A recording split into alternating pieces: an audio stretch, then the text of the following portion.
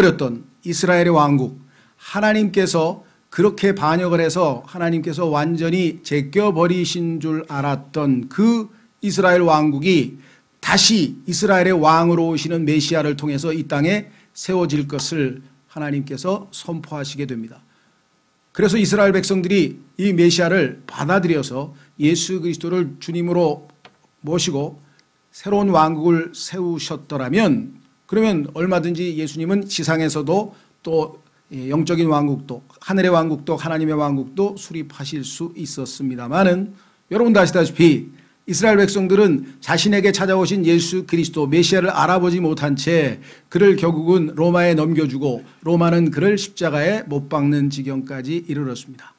그래서 그 하늘의 왕국은 다시 아시다시피 2000년 동안 연기가 되어서 예수님께서 왕국을 가지러 먼 나라로 가셨다, 부활 승천하셔서 재림하실 때에 이제 이스라엘이 자신들의 메시아를 알아보고 회개하고 눈물로 예수님을 받아들일 때 비로소 지상에 있는 모든 정치적인 문제가 해결될 것이다 라고 성경에서 말씀을 하셨고, 따라서 예수님께서는 이제 이 땅에 있는 모든 죄인들에게 자신을 대속물로 내어주셔서 그분이 십자가에서 죽으심으로 말미암아 그분을 구원자로 영접한 모든 사람들은 이제 하나님의 왕국, 그렇죠? 분명하게 니고데모에게 말씀하시기를 하나님의 왕국, 다시 태어나는 영적인 하나님의 아들이 되는 하나님의 왕국, 먹는 것이 아니고 마시는 것이 아니고 성령 안에서 의와 화평과 기쁨이라고 하는, 희락이라고 하는 성령 안에 새로운 왕국을 세우시고 우리를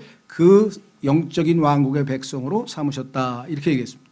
그래서 우리는 그때부터 오직 하나님의 말씀을 선포해서 죄인들이 주님 품으로 돌아올 수 있도록 복음을 전하고, 구원받은 주의 자녀들은 교회로서 모여서 여기서 영과 진리로 하나님께 경배하고 하나님의 말씀을 배워서 진리를 배우고 하나님께 경배하고 하나님의 뜻이 교회를 통해서 이루어질 수 있도록 기도하고, 바깥으로 나가서는 열심히 복음을 전하고 또 우리의 올바른 행실을 통해 하나님께 영광 돌리도록 하는 이와 같은 것을 교회가 해야 될 일이다, 이렇게 누누이 이야기를 해왔는데, 오늘날 교회가 애국, 애족, 국가 문제에 개입해서 지금처럼 시국 강연을 한다거나 아니면은 정치 문제에 대해서 적극적으로 나서야 한다든가, 심지어는 어떤 교회는 예배 끝나고 목사님이 다 차에다가 버스 대절해서 다 태극기 집회를 가고, 이게 지금 교회가 해야 될 일인가? 저는 참 목자가 아니라 이건 분별력이 없는 분입니다.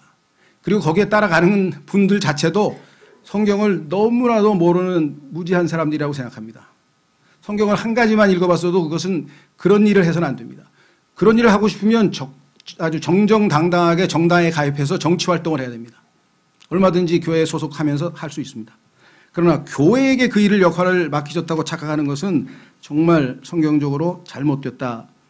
예수 그리스도께서 이 땅에 사실 때에는 예수님의 조국 유대인들은 로마의 학정에 있었지만 예수님께서 로마 정부에 대항하는 그 어떠한 것도 하지 않았고, 바울도 이 로마의 학정 밑에 있었지만 로마의 정권에 대해서, 권력에 대해서 비판하거나 이런 것 하나도 하지 않았습니다.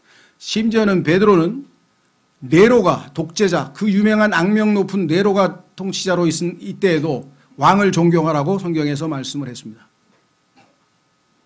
그렇다면 국가와 교회에게 하나님께서 말씀하시고 있는 것, 첫 번째, 국가는 국가가 할 일이 있고 교회는 교회가 할 일이 있다. 국가는 하늘의 왕국, 정치, 눈에 보이는 것, 경제, 먹는 문제, 이러한 문제를 관장하고, 교회는 성령 안에서 의와 화평과 희락을 누리는, 그래서 그와 같은 것으로 하나님을 섬기라 그랬습니다. 다른 것이 아니라 영적인 것으로 하나님을 섬기라 그랬고, 바울도 내가 내 영으로 섬기는 하나님 아버지라고 로마서 1장 9절에 말씀하고 있습니다. 자, 두 번째로 교회와 국가에 대해서 우리가 기억해야 될 것은, 교회는 영적 권위를 위임받았다, 지금 말씀드렸습니다. 세속 권위는 국가에 위임되었습니다. 로마서 13장으로 세 번째입니다. 모든 호는 국가 권위에 복종해야 한다. 로마서 13장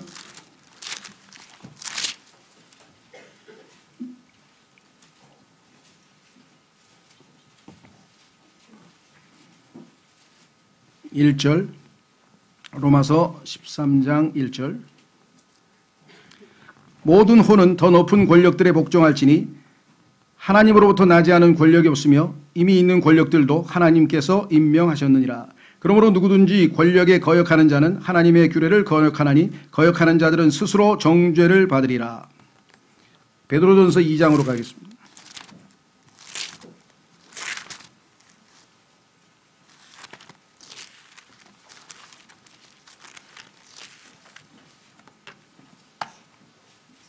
(13절) 베드로전서 2장 13절.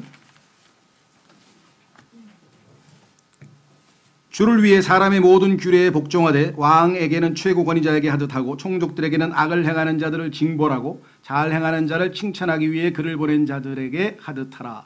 그리함이 하나님의 뜻이니 이것은 너희가 잘 행함으로 어리석은 자들의 무식한 말을 잠잠하게 하려 함이라. 13절에 보면 이 모든 것은 주를 위해 하는 겁니다.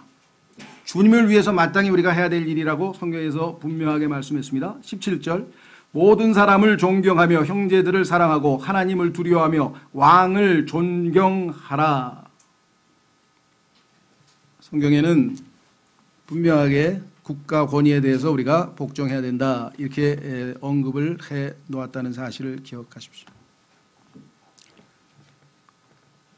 여러분 잘 아시는 기독교인들이 가장 존경한다는 마틴 로이드 존스 목사의 강해도 봐도 그리스도인이 정치에 참여하는 것만큼 어리석은 짓은 없다. 시간 낭비다 이게.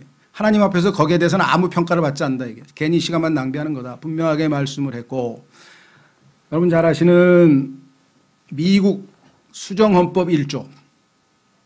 국가는 종교에 관한 그 어떠한 법도 제정할 수 없다. 왜? 하나님의 말씀에 두 가지가 분리되어 있기 때문에 라고 분명하게 나와 있고. 왜 이런 일이 생겼을까요? 미국에서? 그것은 중세 콘스탄틴이라고 하는 로마의 황제가 종교를 이용해서 권력을 잡고 권력을 강화하기 위해서 종교를 이용을 해서 기독교를 국가 종교로 만들었습니다.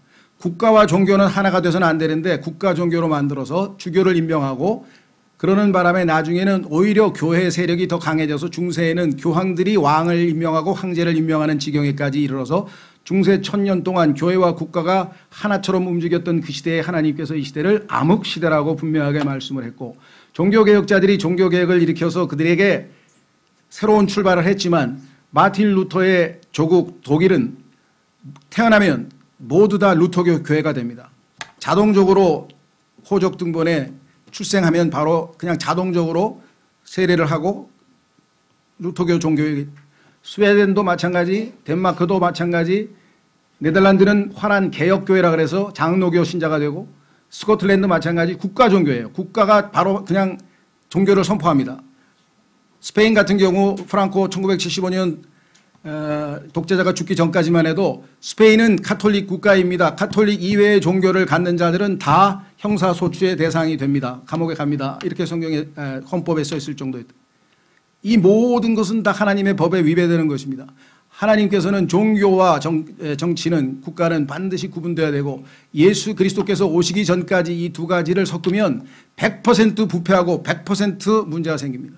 우리나라도 신라시대에 중들이 정치에 관여해서 문제가 생겼고, 고려시대에도 그와 같은 문제가 생겼고, 최근에 와서는 이란의 호메이니를 비롯한 이란 정권이 정치와 종교를 하나로 만들어서 문제가 생겼고, 지금도 역시 문제가 있는 데가 많습니다. 그만큼 정교 분리의 원칙은 하나님께서 명백하게 세우신 것이고, 그래서 이와 같은 모든 국가교회의 압박에, 핍박에 메이플라워를 타고 미국으로 이주한 사람들은 제일 먼저 종교의 자유를 선포하고, 그래서 미국 헌법에 국가는 종교에 관한 그 어떠한 법도 만들 수 없도록 되어 있는 것입니다.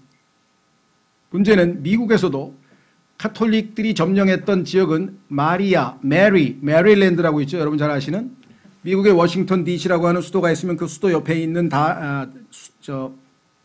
땅이 버지니아라 그래서 버진, 처녀이죠. 처녀 마리아. 그 다음에 메릴랜드 스테이트, 이건 다 카톨릭 국가입니다. 카톨릭이 아닌 사람은 다 쫓겨났어요. 또 북쪽에 있는 또 다른 지역에도 청교도가 아니면 다 쫓아냈어요. 그래서 이 지역에서도 침례교도는 박해를 받았고, 또 장로교회에 있는 데서도 침례교도는 박해를 받았고, 결국은 침례교들은 하나님의 말씀대로 할 수밖에 없다. 그래서 철저하게 성경대로 국가는 종교에 관한 한 간섭하지 말라. 그래서 그들이 마지막 순간까지 끝까지 그 원칙을 고수해서 헌법에 그것이 미국 헌법에 반영이 되었습니다. 그 전까지는 침례교들은 여러 곳에서 박해를 하나님의 말씀을 붙들고 지키는 데에 대한 대가로 박해를 받았던 것이죠.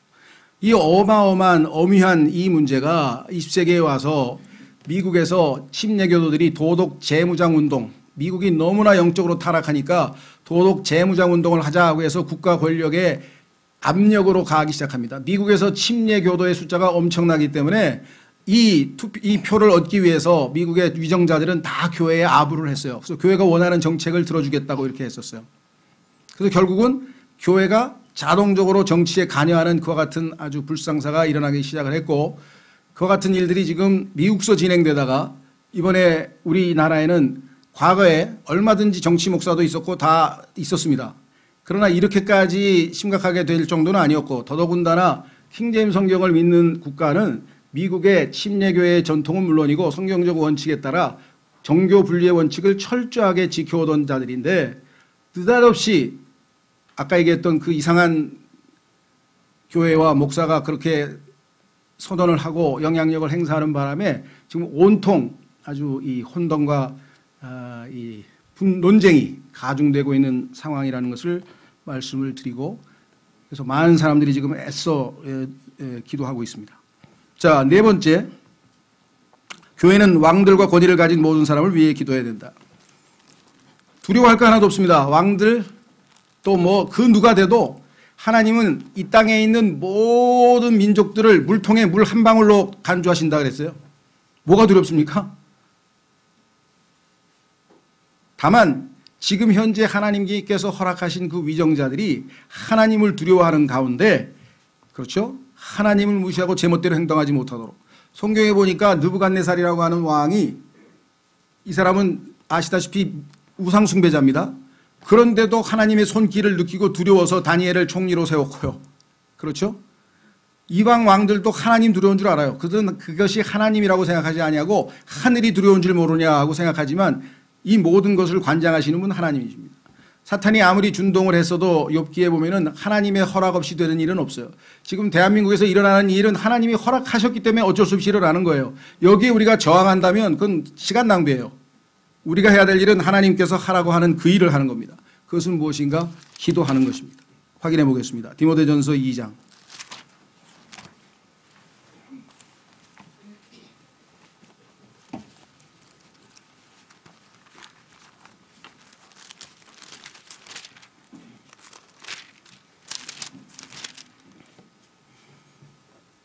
(1절서부터) (3절입니다) 그러므로 내가 권면하노니 무엇보다 먼저 모든 사람을 위하여 간구와 기도와 중보와 감사를 드리되 왕들과 권위를 가진 모든 사람을 위하여 하라. 이거 안 하면 죄입니다. 성경에는 죄가 두 종류가 있는데, 하나는 하라 했는데 하지 않는 죄가 있고, 하지 말라 했는데 하는 죄가 있어요. 커미션, 하라 그랬는데, 죄송합니다. 하나님께서 하라고 했는데 안 하는 죄. 그렇죠? 그건 오미션이랍니다. 오미션은 빠지는 거죠. 삭제. 반면에 하지 마라 그랬는데 저질렀어요. 그러면 그 저지른 죄는 커미션이라 그래요. 우리는 수도 없이 하라고 한 일 안 하고 하지 말라는 일을 안 합니다. 그 중에 하나가 뭐냐면 우리가 빼뜨리고 있는 것 중에 하나는 사실은 국가를 위한 기도입니다. 거기에 대해서 저는 굉장히 이번에 회개를 많이 했고, 제가 수요 기도회 때 정말 한 달에 한 번 정도는 국가를 위해서 기도했지만, 정말 하나님께서 깨어 기도하라고 했을 때 이 문제에 대해서 정말 깊이 있게 하지 못했다라고 하는 마음에 이번 최근에 이런 일들을 겪으면서 참 마음이 무거웠습니다. 아주 저를 많이 도와준 친구 하나도 2년간 저랑 교제할 때 항상 영적인 교제를 했습니다. 그의 구원 간증, 저의 구원 간증, 하나님께서 자신을 어떻게 이끄셨는지, 가정적인 문제가 있을 때 기도 부탁하고 서로가 위해서 기도하고. 근데 몇 개월 전서부터 계속 동영상을 보내는 거예요. 근데 물론 그 가운데는 저도 관심이 있어서 본 것들이 많이 있어요. 네, 왜냐하면 저도 모니터링을 다 하죠. 왜 안 하겠어요? 충분히 이해가 간다. 예. 그러나 형제, 이런 모든 것들이 다 사실이라 할지라도 우리에게 주어진 것은 하나님께서 그들을 위해서도 기도하라고 하지 않았느냐. 아직 그 동영상 제가 이제 얼마 있으면 한번 기회 돼서 서로가 만날 텐데 대화를 하겠습니다만은, 여기 나와 있는 것처럼 우리가 해야 될 일은 국가를 위해서, 특히 여기 나와 있습니다. 모든 권위입니다. 권위를 가진 모든 사람을 위해서 기도하라 그랬습니다. 이 땅의 영적인 권위는 교회에 주셨고, 세속적인 권력은 이 땅에 있는 정권에게 하나님께서 주신 것이라고 했습니다. 자, 그렇다면 국가의 권력에 대해서 저항할 수 있는 권리는 없는가? 있습니다. 다섯 번째, 국가가 하나님의 뜻에 어긋나는 것을 강요하는 경우 저항할 수 있습니다. 예를 들면 출애굽기 1장에 보면 여러분 잘 아시는 것처럼 이스라엘의 산파, 아이 돕는 날 때 도와주는 산파들은 파라오의 당대 최고의 권력자 이집트의 황제 파라오의 명령에 거부했습니다. 목숨을 걸고. 이스라엘 민족의 아이들이 태어날 때 산의 아이들이 태어나면 다 강물에다 버리라, 죽이라 그랬죠. 하나님은 생명이 번성하는 건데, 그렇죠? 그래서 그들은 목숨을 걸고 아이들을 살렸습니다. 근데 하나님께서 그들에게 어떻게 평가하셨나? 정말 그들의 행위를 긍정적으로 여기셔서 그들의 집을 부흥시켜 주시고 복을 주셨다고 성경에 기록되어 있습니다. 얼마든지 우리가 하나님의 뜻을 거역할 때 국가 권력에 거부할 수 있고 거절할 수 있는 권리가 있습니다. 그렇죠? 두 번째는 다니엘서 3장 13절에 보면 다니엘의 세 친구가 있었는데 느부갓네살이 오만방자하게 자기를 신격화해서 어마어마한 형상을 만들어 놓고 거기에다가 절을 하고 다른 어느 곳에서도 절을 한다면 다 죽이겠다.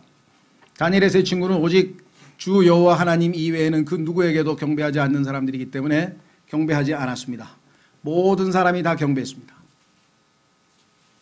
예를 들면 우리나라에도 안희숙 자매라고 하는 분이 중고등학교 음악 선생을 하시던 분이 신사참배를 하기 위해서 동쪽을 향해서, 일본을 향해서 다 고개를 숙이고 절을 할 때 꼿꼿이 서 있었습니다. 절 안 했어요. 우상에게 절할 수 없다. 잡혀갔어요. 감옥에 갔어요. 그걸 저항할 수 있습니다. 그렇죠? 네. 정말 본이 되고, 주기철 목사님도 마찬가지, 우리가 잘 아는 순교당하신 그러한 훌륭한 분, 일본 정부에 반항한 게 아니라 우상 숭배, 영적인 문제에 대해서 하나님을 택하고 마귀를 거부한 것이라는 사실을 우리가 알아야 되겠죠. 예. 자, 그래서 이 다니엘의 친구들도 마찬가지입니다. 우리는 우상에게 절할 수 없다. 그래서 뭐 몇 천도나 되는지 모르지만 그냥 펄펄 끓는 어마어마한 용광로에다가 집어넣는데 얼마나 그 화력이 셌는지 그 사람들을 용광로에다 집어넣기 위해서 끌고 간 관원들이, 보안 요원들이 다 불타 죽어버렸습니다. 그 정도로 센 불 속에다가 집어넣는데 전혀 아무렇지도 않게 걸어다니면서 깜짝 놀랐죠. 왜? 세 사람을 집어넣는데 왜 네 사람이지? 그런데 그 네 번째 사람은 다른 성경에는 신들처럼 되어 있습니다. 그러나 킹제임 성경에만 정확하게 하나님의 아들과 같더라. 예수 그리스도께서 그때 직접 거기에 나타나셔서 그들을 보호하셨기 때문에 아무 문제 없었습니다. 오히려 그것을 보고 놀래서 진짜 살아계신 하나님이 너희들의 하나님이라고 하는 것을 인정해서 하나님께 영광을 돌리는 계기가 되었죠. 하나님이 우리를 안 구하셔도 괜찮습니다 그랬어요. 왜? 하나님이 이유가 있으니까 안 구하시겠죠. 구하실 것을 확실하지만 안 구하셔도 우리는 그대로 절은 절대로 못합니다. 이것이 우리가 본받을 신앙이죠. 그렇죠? 세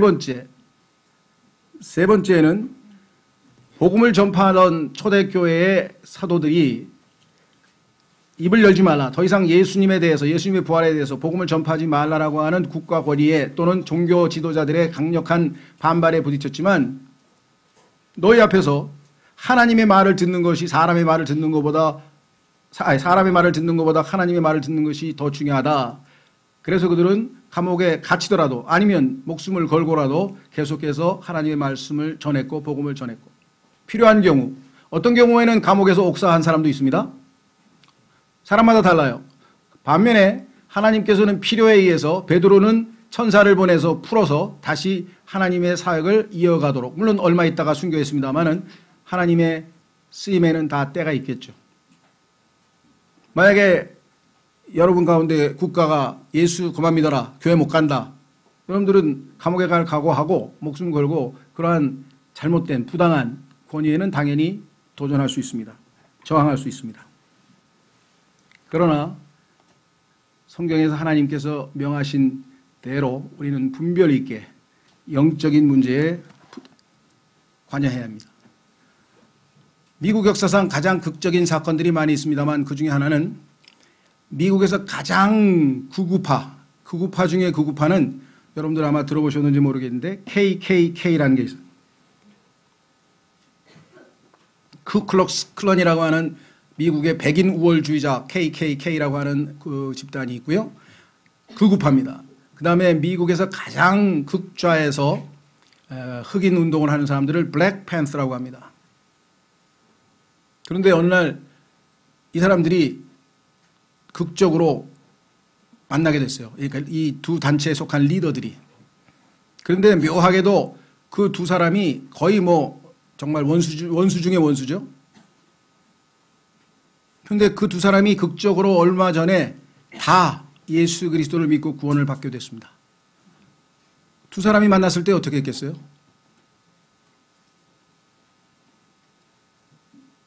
상상해 보세요. 둘이서 부둥켜 안고 자네도 주 예수 그리스도로 구원받았나? 나도 구원받았어. 우리는 주 안에서 하나일세 하고 부둥켜 안고 울었고 그 대서특필이 됐습니다. 미국에서. 그리스도인은 그런 것으로 감동을 받아야지. 그렇지 않습니까? 모르겠어요. 여러분들 혹시 여기 계신 분들 중에 최근에 가수 박진영이가 뭐 구원파다 아니다 뭐 이래가지고 뭐 인터넷에서 또 난리법석이 났는데, 자신이 나는 구원파 직접적인 관계가 없다. 뭐 자기의 부인 쪽에 친척이, 그러니까 부인이 그 구원파 가족 중에 뭐 연관이 돼서 오해를 하지만 나는 아니다 이렇게 하면서 6페이지 원하시는 분들은 우리 홍영만 형제님한테 얘기하면은 제가 필요하신 분들은 정리를 해놨는데 6페이지에 걸쳐서 자기가 어떻게 예수 그리스도를 믿었는가. 2010년부터 성경을 뭐 하루에 10시간씩 공부를 하는 가운데 작년 2017년 4월 27일 밤 10시에 어떻게 예수 그리스도를 극적으로 만나고 구원을 받았는지 그 간증을 소상하게 썼어요. 물론 거기에 우리하고 교리적으로 다른 부분이, 왜냐하면 나중에 한두 개 뭐 뒤에 구원과 관련된 것 말고 나머지 다른 주장 중에 지금도 뭐 30명을 모아놓고 성경 공부를 가리킨다 그러니까 무슨 자격으로 성경 공부를 가리키냐는 사람부터 시작해서 또 교주 하나 나왔네서부터 시작해서 여러 가지 비판이 있습니다. 저는 그런 문제는 뭐 제가 관여할 문제는 아니고 이 사람이 쓴 그 구원 간증 자체가 많은 사람들에게 도전을 줘서 아, 내가 허렁허렁 교회만 다니는 게 이게 그리스도인이 아니구나. 정말 구원의 확신을 가지고 그리스도의 심판석을 대비하면서 하루하루 하나님의 임재 앞에서 사는 것이 진정한 신앙생활이구나. 그런 간증을 써서 어떤 면에서는 굉장히 긍정적인 그런 효과도 있을지 모르겠어요. 뭐 우려하는 바에 따르면 그 사람의 어떤 다른 영향력 때문에 문제가 생길 수도 있겠지만 어쨌거나 우리의 관심사항은 영에 속한 것이다. 그렇죠? 개인적으로 저도 정치에 관심이 많아서 정치에 관심이 왜 없겠어요. 토론, 100분 토론도 듣고 뭐 이런 학자들의 그 견해도 듣고 뭐 나름대로 합니다. 그리고 여러분들 가운데 확신 가운데 있으면 뭐 정당 활동 하셔도 되고 뭐 다 할 수 있습니다. 그러나 적어도 균형 잡혀서 자기가 교회에서 할 일과 자기 개인적으로 어떤 정치적인 뭐를 펼치는 것과는 구분할 줄 알아야지. 어떻게 그걸 구분하지 못하고 교회에서 여러분들이 정말 그런 교회가 올바른 교회라고 한다면 적극적으로 내가 추천합니다. 그런 교회 있어요. 가세요. 전 다 보내드려요. 정말로. 안타까워요. 왜? 아무리 거기 가서 헌신하고 해도 그것으로 인해서 그리스도의 심판석에서 평가받지 않습니다. 여러분, 낭비예요. 그래서 할 수 없이 저는 뭐 저한테 뭐 비겁하다 그런 뭐 사람도 있고 왜 안 하냐는 사람도 있고 뭐 여러 가지 지금 뭐 해외에서도 막 압력이 옵니다. 정 목사님이 이렇게 설교하시는데 목사님은 왜 그렇게 안 하십니까? 부터 시작해서 저는 입장이 다릅니다. 사실 제가 오늘 주의 만찬이기 때문에 예수 그리스도 우리의 본이라는 설교를 준비했는데 일주일 내내 마음에 부담이 돼서 대부분 아시겠지만 이 시점에 한번 성경적으로 정확하게 한번 좀 정의를 내려서 어떤 분이 그러더라고요. 이 설교 딱 하시고요. 이 설교에 반대하는 사람들 교회에서 싹 나가라 그러세요. 그럼 정화될 겁니다. 깨끗해질 겁니다. 그래서 내가 그 짓은 난 못하고 그건 각자가 알아서 할 일이지 내가 할 일이 아니지. 그렇잖아요. 네. 여러분이 오늘 설교를 듣고 난 동의 못하겠다. 교회가 그게 무슨 소리냐. 그럼 뭐 여러분들이 원하시는 대로 하세요. 저는 하나님께서 저에게 맡기신 책무대로 정확하게 설교했을 뿐입니다. 결론 여러분들에게 이 하나님의 말씀에 반응하는 것은 여러분에게 맡기겠습니다. 마지막으로 올바른 정치, 우리가 기대하는 의로운 통치자는 단 한 사람도 없습니다. 좌익도 다 악한 왕들이고 다 악한 대통령입니다. 우익도 다 악한 왕들이고 다 악한 대통령입니다.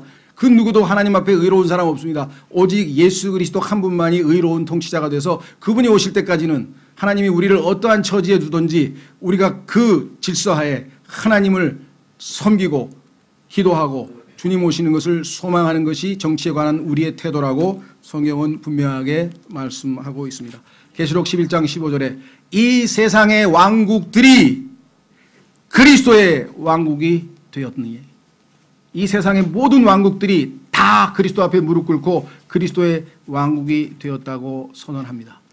더 이상 교회와 정치, 교회와 국가에 대해서 논란이 없었으면 좋겠고 교회에서 하고 싶은 사람은 하세요. 그러나 상대방 입장도 존중해서 다투지 말고 왜? 교회 안에서 다투지 말라 그랬잖아요. 근데 그것이 왜 성령께서 하나 되게 한 것을 깰 수 있는 그러한 도구로 우리가 돼야 되냐. 오늘 말씀이 여러분에게 이 국가와 교회에 대해서 성경적 견해를 분별하는 데 도움이 되셨으면 좋겠습니다. 이 시간 다 같이 잠깐 기도 잠깐 하고 주의 만찬하겠습니다. 오늘 하나님 말씀에 하나님의 이 말씀에 우리가 분별 있게 지혜롭게 올바르게 판단하고 반응할 수 있도록 도와주십시오. 기도하겠습니다.